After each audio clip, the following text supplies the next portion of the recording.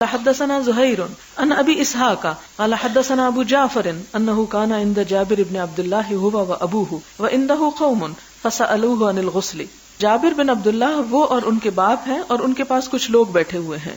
فسالوه عن الغسل، تو وہ غسل کے بارے میں ان سے پوچھتے ہیں. یعنی ابو جعفر کے والد ہیں امام محمد باقر ہیں، یہ ابو جعفر جو ہیں، اور ان کے والد جو ہیں امام زین العابدین ہیں. یہ حضرت جابر کے پاس تھے اور لوگ بھی بیٹھے ہوئے تھے. فسألوه عن الغسل، تو انہوں نے جابر سے غسل کے بارے میں پوچھا. فقالا، تو حضرت جابر نے فرمایا یکفیک صاع، ایک صاع پانی تیرے لیے کافی ہے نہانے کو. فقال رجل، ایک آدمی کہنے لگا ما یکفینی، مجھے نہیں کافی ہوتا، میں نہیں نہا سکتا ایک صاع میں. فقال جابر، تو جابر کہتے ہیں کان یکفی، یہ کافی ہوتا تھا، من ہوا اوفا منک شعرا، اس کو جن کے بال تم سے زیادہ گھنے تھے.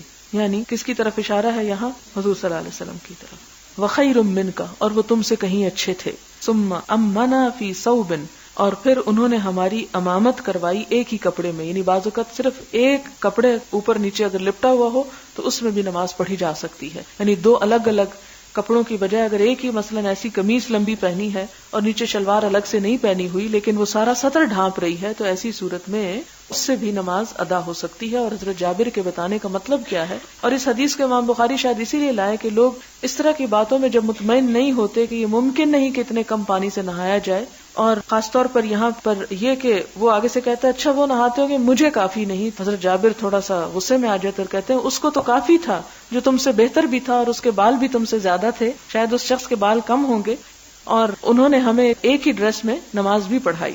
یعنی کم سے کم لباس میں نماز ہو سکتی ہے جو ساتر ہو، اور کم سے کم پانی میں وضو ہو سکتا ہے، نہایا جا سکتا ہے. یہ عذر نہ کرے کہ میں نماز پڑھ نہیں سکتا اس لیے کہ پانی تھوڑا ہوتا ہے ہمارے ہاں، یا ہے ہی نہیں، یا بہت کم ہے. اصل مقصد کیا ہے؟ اصل مقصد یہ نہیں ہے کہ آپ خوب خوب دھوئیں اس کو، اصل مقصد یہ ہے کہ وہ بھیگ جائے اور ضروری طور پر طہارت جو ہو جائے.